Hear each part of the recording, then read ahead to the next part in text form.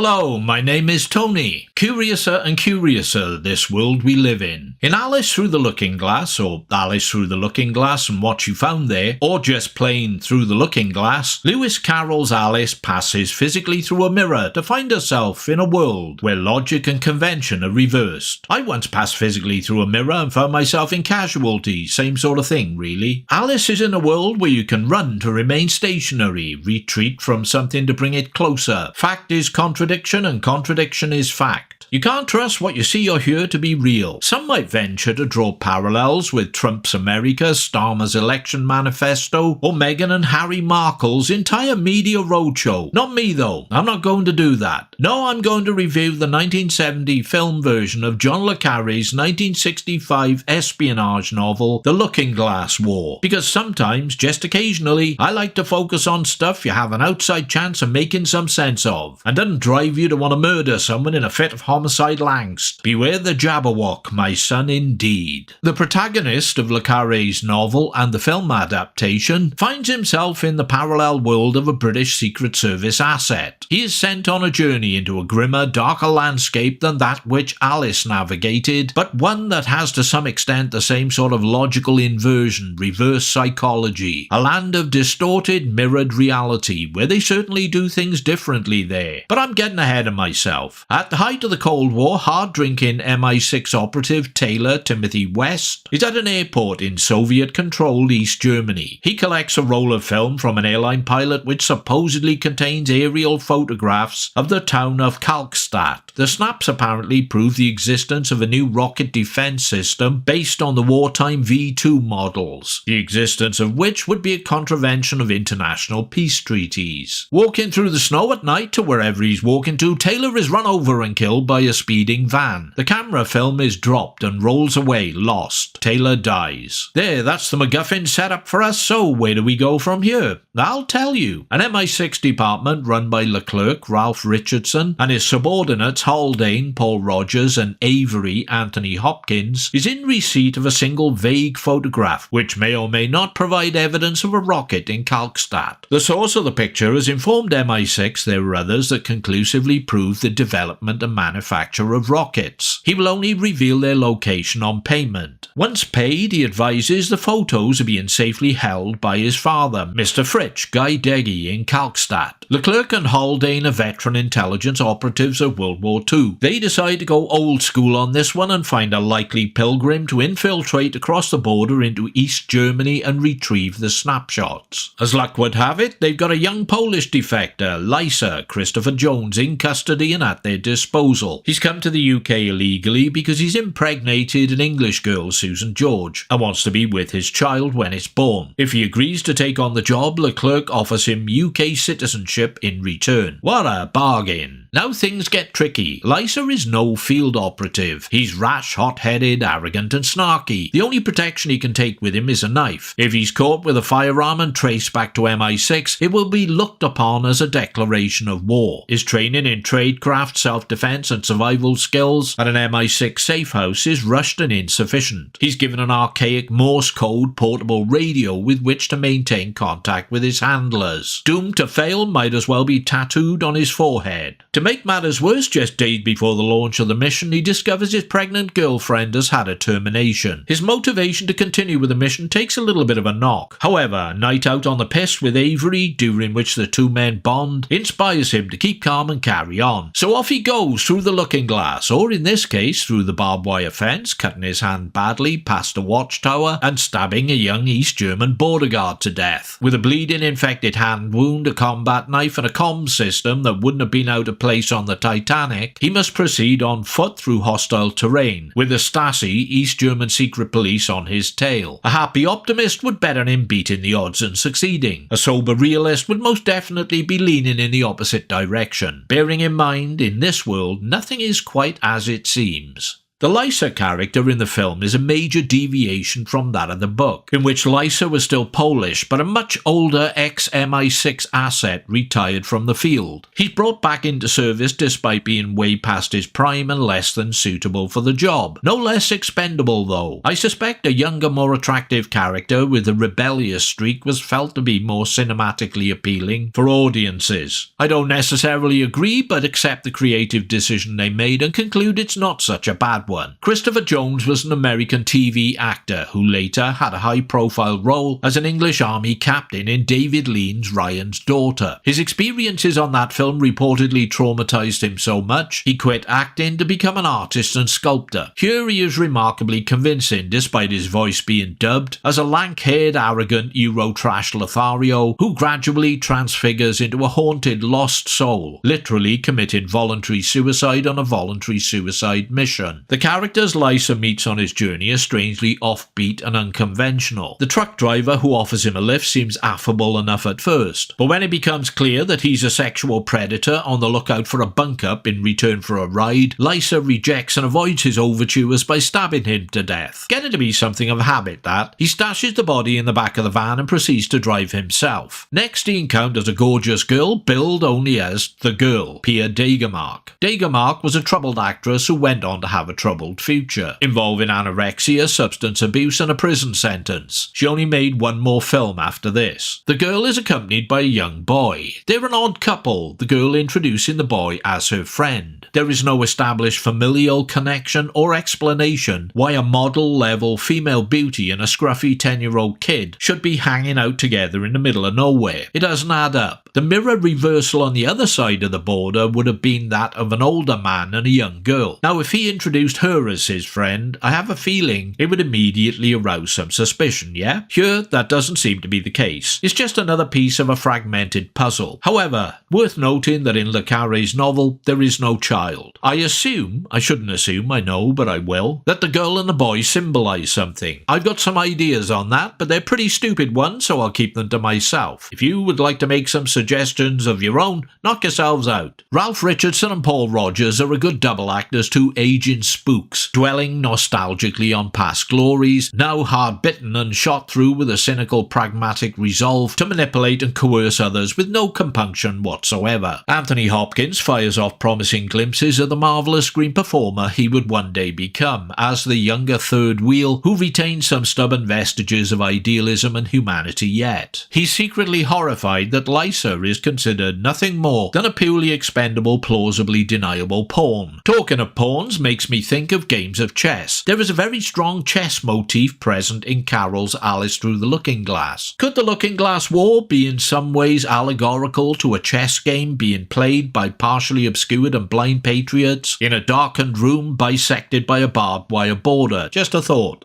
Some time is spent on Richardson and Hopkins' upper middle-class domestic circumstances. All dinner parties and barely concealed spousal resentment in the bedroom. Both men married with wives who seem to absolutely despise them. Because they are spies, or because their being spies is a priority, and all other considerations must take a backseat or sit nowhere at all. Strained and unconventional relationships, another recurring Le Carré theme. As the film continues, there are more inexplicable events. Lysa passes out from exhaustion, so the girl takes over driving the truck. When stopped at a checkpoint by a Stasi patrol, Lysa is restrained after becoming violent and the back of the truck is opened. The driver's body is not there. The girl vouches for Lysa and the guards let them go. Seems the head Stasi detective, Cyril Shaps, who is tracking Lysa for the murder of the guard at the border, wants him to continue his journey so he can figure out what he's up to. The question remains though, what happened to the driver's body? Lysa, the girl and the boy stop at a lake, where the girl releases the handbrake and lets the vehicle plunge into the water where it sinks. It's not clear why. Lysa leaves them there and travels on alone. Feverish from the infected cut on his hand, Lysa makes it on foot to Kalkstadt, where he finds the home of Mr. Fritsch. Mention of his son and the photographs result in Fritsch bursting into laughter. He explains his son is a liar, a fantasist, a lifelong grifter and con artist. There are no photographs. It's a fiction he manufactured for money. However, later that night, after the Stasi have sealed off the town, Lisa reunites with a girl and goes to stay with her at her apartment. The inevitable shagging ensues, naturally. Then, from the window, he witnesses a large lorry and trailer transporting a rocket through the streets. What's happening here exactly? What's for real and what isn't? Is it misdirection, an elaborate counterintelligence scam, a smokescreen, or are there really missiles in play? Leclerc, Haldane and Avery are in a cabin over the border awaiting a communication from Lisa. MI6 agents arrive with a CIA operative in tow to shut the mission down. The implication is that the rocket scenario has been nothing but an elaborate bluff to provoke the West. There is concern the media circus the Kremlin would make of the murder of the border guard is an international incident just waiting to happen. Leclerc coldly advises there is nothing to connect Lisa to MI6, reaffirming that he is expendable. In anger and frustration, Avery impotently rages and kicks over a table. Like that'll help. As Lisa scrambles to send a coded transmission of his observations to Leclerc, the Stasi are monitoring and tracing his communications. They are heavily armed and closing in on his position in the girl's apartment. How well is this likely to end?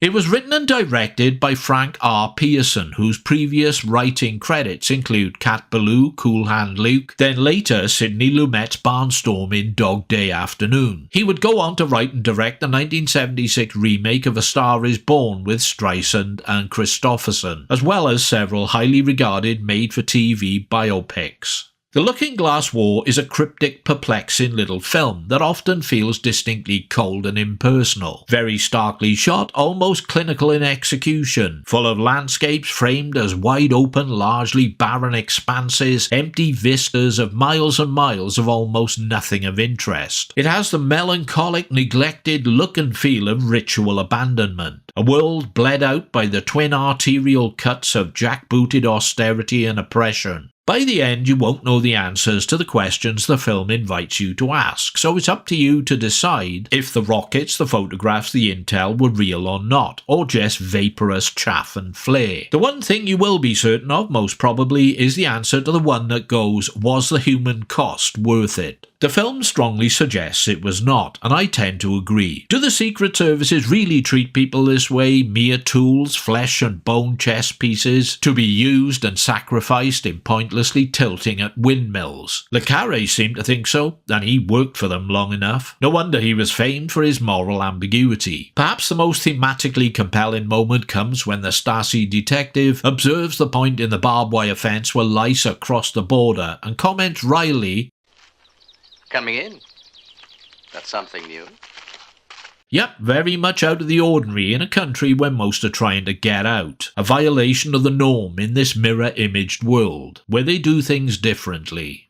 Should you watch it? Will you enjoy it? Hard to say. It has no real sympathetic characters to like, moves at a very slow pace, and isn't what you'd call a riot of laughter and uplift. But if you have a taste for super-chilled Cold War movies that raise questions about the morality and ethics of the espionage community with an unflinching eye, then maybe take a look. It's as far removed from the fantasy world of James Bond as I am from a vegan diet, yet it is fascinating in its own downbeat way, and it ends with a very salutary and thought-provoking punchline about the carefree innocence of children. It makes you realise what a pity it is that they must grow up in whatever world we've made for them. Things we do, eh? Many thanks for your time and attention. Feel free to do whatever you choose to do next. Hit like, don't like, comment, subscribe, check out my early access Patreon thing, or even make a welcome financial contribution via the thanks button. Time to cloud my brain with more alcohol, methinks, whilst I contemplate my next move. When I make it, you'll be the first to know. Well, after me, that is. Bye for now, pilgrims. And don't forget, beware the Jabberwock.